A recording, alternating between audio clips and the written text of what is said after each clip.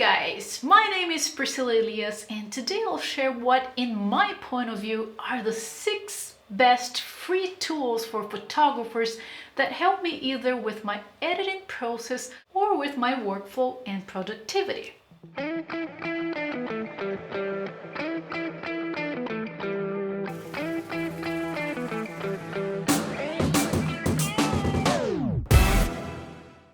There are a bunch of very good free tools for photographers out there, but today I will talk about the ones I most like and I most use nowadays.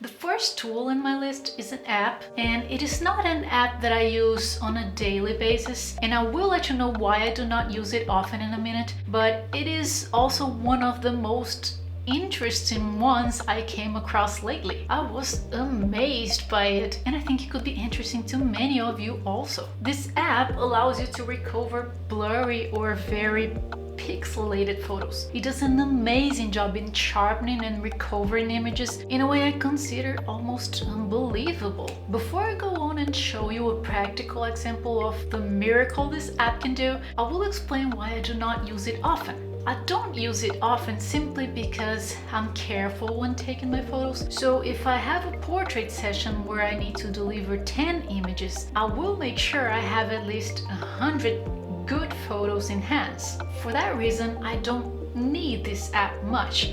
But I've tested this out with some old photos of mine and I'm absolutely stunned by the results. Check this out.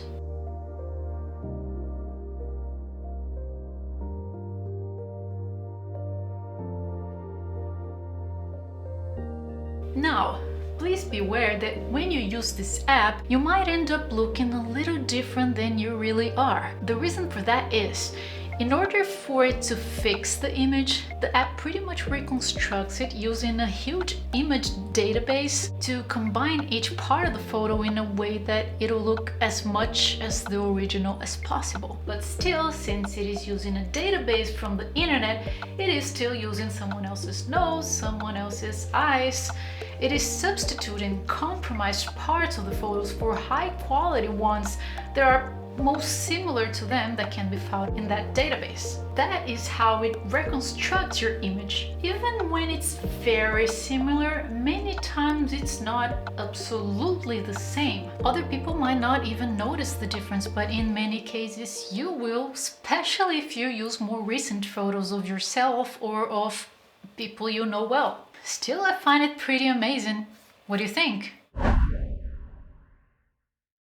The second app I want to talk about is one that I use pretty often to give a special touch to some of my photos, mainly to the ones I post on my social media, since I do not have the paid version of this app and therefore I cannot save them in RAW or in HD JPEG. But as you will see, even on its free version, it is a pretty amazing app that I consider worth having on my phone.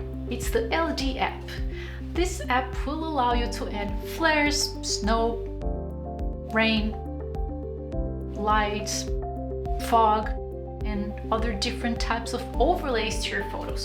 It is an awesome tool to make some of your photos stand out. The free version will not give you access to all of the different overlays there are, but still it will give you enough to add some amazing effects to your photos.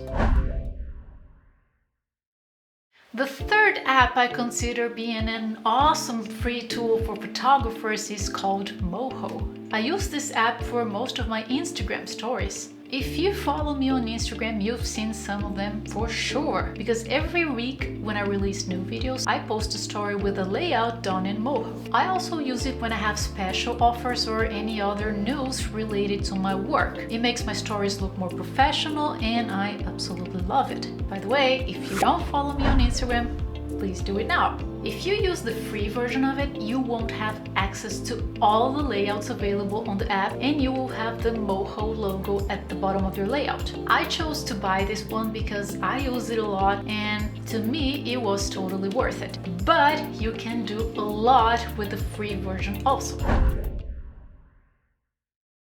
The fourth app I'm talking about today is not a tool exclusive for photographers. Actually, it can be used by anyone interested in organizing daily tasks for their business or for life. It's the Microsoft To Do. Maybe you've already heard about this app before, and the name itself says what it is all about. It will allow you to make to-do lists, and you can add time, dates, reminders. You can add the details and photos to each one of the tasks you create, and it is one of the apps I use the most to organize my routine. In my case, I have two permanent lists that I feed constantly. One of them is a weekly list with all of the small things I need to do each day of the week, and I usually organize this once or twice a week depending on the amount of tasks I have and on how I'm able to achieve them all or not. And I also have a list with my upcoming YouTube videos, so I know what's coming next and I know what I need to record in what order to be able to release those videos in time. Then of course I also have other personal different lists I use for different things. It's a lifesaver and I absolutely love it. Another good thing about this app is I have it both in my computer and in my phone, and once I update the list in one of them, it automatically updates the other one. It's amazing. The fifth amazing free tool every photographer should know is Pixabay. It is nothing more than a stock image website. The only difference from most of the others is that the images are free. I use it a lot when I need to find specific images to do overlays in Photoshop to some of my photos. It does not have nearly as many options as you will find in a pay stock image website, but it is still very good and it might be enough for you just as it has been for me so far. The next free tool I use quite some, and that if you do not know yet, you should, is Canva. Canva is a website and app where you can design pretty much anything very quickly and easily. They have awesome templates for pretty much anything you could think of. Instagram stories and feed posts, Facebook banners, brochures, business cards, flyers, posters, websites, really pretty much anything. It's very intuitive and easy to use, and they also have a mobile version for it in case you prefer to work on your phone. The free version will not give you full possibilities, but trust me, it will give you enough. You can do so much with a free version. All of the templates I have for my portrait sessions, portrait photo tours, and wedding packages have been done with a free version of Canva, and I totally recommend it. It is amazing not only for photographers and videographers, but for pretty much anybody who needs some design for their business. Gotta try it. Now, I will talk about a bonus tool you should consider, but before I do that, I would like to ask you that if this video helped you somehow, that you will please consider subscribing to my channel and hitting the like button. Super easy and fast action that will represent a huge help from you to me in return. Totally appreciate it.